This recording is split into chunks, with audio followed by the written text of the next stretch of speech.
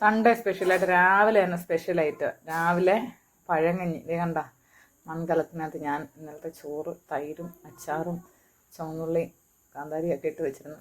രാവിലെ പിന്നത് രാവിലത്തെ ആഹാരം ഇന്ന് പഴങ്കഞ്ഞിയായിരുന്നു.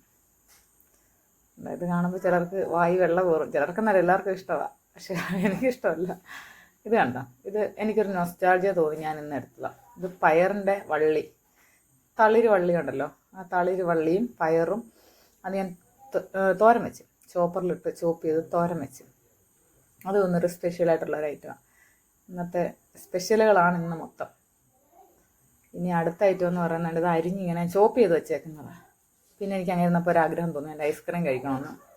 അപ്പോൾ ഒരു ഐസ്ക്രീം മേടിച്ച് പെട്ടെന്ന് തോട്ടപ്പള്ളി പോയി ഐസ്ക്രീം മേടിച്ചു, അത് കഴിച്ചു. പാൽപ്പായസം വെച്ച് അതൊരു രസം. സൺഡേ സ്പെഷ്യലായിരുന്നു, സ്പെഷ്യലാക്കി.